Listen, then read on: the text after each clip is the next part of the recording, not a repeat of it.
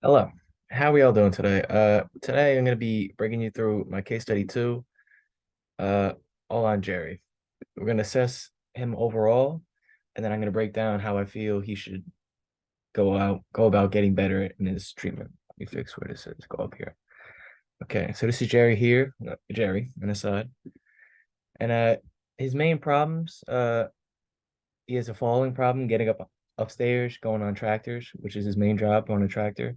So his main falling problem is elevated blood pressure right now, and he has balance issues, as well as a grip strength in his right hand and proprioception issues, and he has a weakened right side as well, so which all needs to get addressed, which I will in my exercise prescription. And the precautions or considerations, he said in the case study that he needs to take it slow when he's chopping wood and exercising, which is a little you need to take a look at that because it's a little concerning. And he has osteoarthritis, which can also we need to help ease his pain a little bit. He's a frequent cigar smoker, which is not good, which is very bad for his health. He does not frequently exercise. He does a little bit, but nothing too crazy. He only chops wood and like does his job. And he has a bedroom on the second floor, which is actually very important for this case because for someone with a fall risk going up and down those stairs every day, it's a toll. And he's also on medications. He's on Cerebix, which is an arthritis drug, which is anti-inflammatory. But the dangers of that, it can give you a high risk of heart attack or stroke. So he needs to be careful I need to be careful when prescribing my exercise. And lisinopril is for increased blood pressure and heart attacks. And the downsides of that is it can lead to decreased blood pressure a lot and dizziness and headache. So I need to keep a close eye and make sure he's okay at all times. And Rasuvatin is for his cholesterol as well. And the testing priorities, I would like to put him through a functional screening test for seniors, which is excellent to address their overall needs and what they can and cannot do. I would also put him through a grip strength, which is a dynamometer, and that would address his overall lack of strength and atrophy concerns that he's dealing with.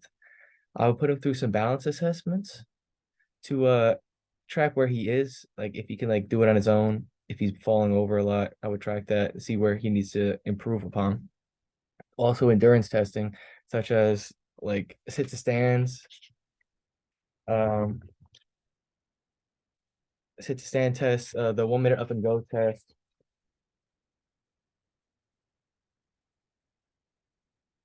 and the 8 foot up and go test, where you go 8 feet out and then turn around and come back.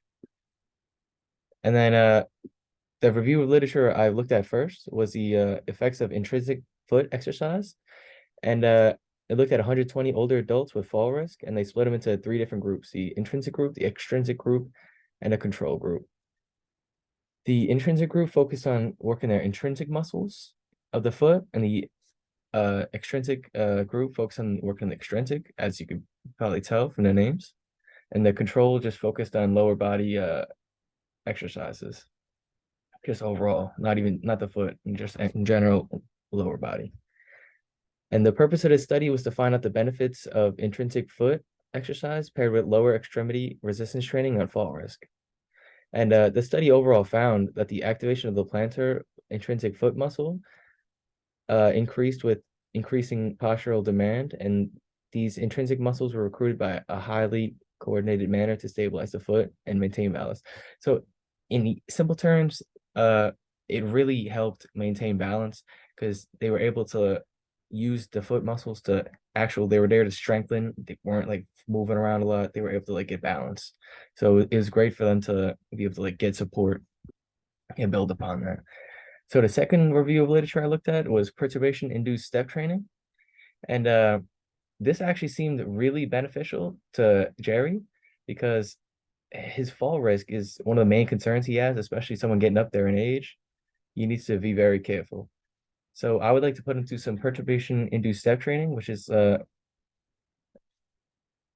where they would keep the client off balance and have them train.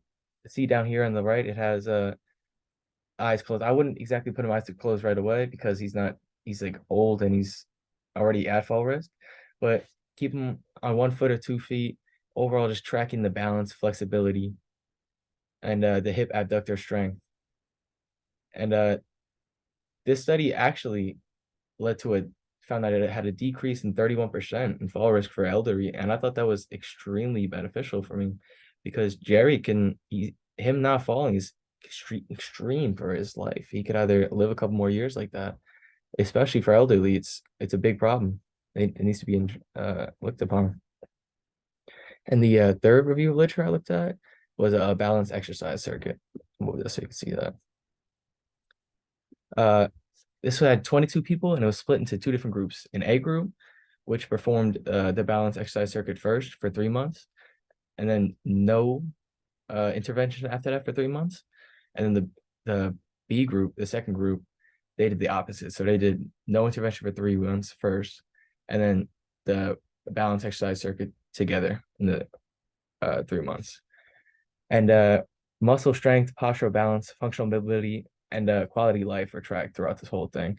And this study found that the balanced exercise circuit intervention improved muscle strength, balance, and quality of life extremely. And it even reduced a lot of fall risk for these people. So these circuits are like fantastic for them. And to start my exercise prescription, I would like to start them off with something light here, such as a toe curl exercise, and then maybe even progress that to a heel to toe walking. And because the intrinsic muscles of the foot, they're going to be better maintained, and they can maintain the balance when they're strengthened. And I would like to put them to 2 to 3 reps of 10 contractions for the toe curl and like a 25-yard walk there and back for the heel to toe walk progression. Yeah, I feel like that would be very beneficial for him to just have overall confidence in his foot and like where he can be as an athlete. And the second thing I would do was toe taps with a box because I feel like this would be great for his hip abductors, his knees, his ankles, like even his ankles. Yeah, just bring it up, like keep the tapping, get the movements going because he needs to go upstairs. It's very important for him. And I would progress that to a tandem step up, which should have someone like me in this scenario very close to him watching to make sure there's no slips, falls, and he's all right while doing this. And this will be perturbation induced step training, and it would be very effective to reduce this fall risk. I'd probably do 2 to 3 sets of like 8 to 12 step ups. And these step ups, like, or the toe taps, they're like, it's not just for elderly. Like, as you can see down in the corner, it works for football too. With to get the toe taps, the foot muscles, people really need like the balance, stability it can get. It's very beneficial. And then I would go over to body weight squats, which is a little more intense for him. And I would also pair that with a leg press, but keep that lightweight because don't want to push him too hard.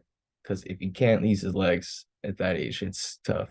So he needs to be able to keep going after that. And these exercises will progress well into each other because they're both training strength and the power of the legs. So they're both going to give him like similar, like the benefits and help him go upstairs, what he needs to do, help him do what he needs to do. And I would put him through 2 to 3 sets of about 8 to 10 reps. And then I would also put him through a bridge and then a single leg bridge is what I'd progress to after that. Because this exercise is going to allow for great core and abductors to strengthen. And when these are strengthened and they're tight, it's going to decrease the fall risk. As you can see on the right, the whole body, it all works as one to keep itself up. If one thing is failing, it's all going to fail. So if he doesn't have a strong core to keep himself upright, he will fall. So this is why it's a very important and impactful to look at. And then I will go over to bicep curls. I'll keep this lightweight because he's still got that weakness in his right side, doesn't have that. So this is exactly what I would be prescribing this exercise for, to exactly look at that right side, the muscle atrophy, and to help build that up, get that strengthened, and help him back to what he needs to be at. And I would progress that to and also a bicep curl, but like moderate plus weight, but like slower it down. So the contraction and the force, it's not just all speed there. You can actually feel the force and the strength coming.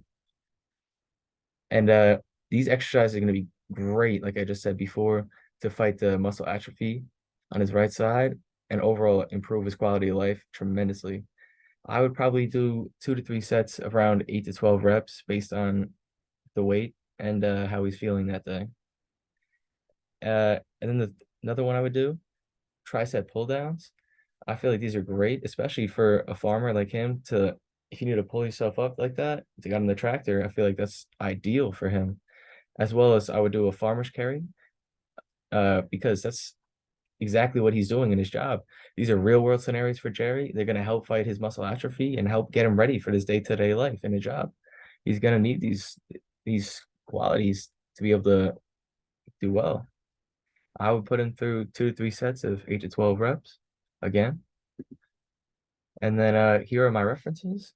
And I would like to wrap it up by saying uh, Jerry can be brought back to a healthy standpoint in life if he follows a good exercise prescription. He's definitely not out by a long shot.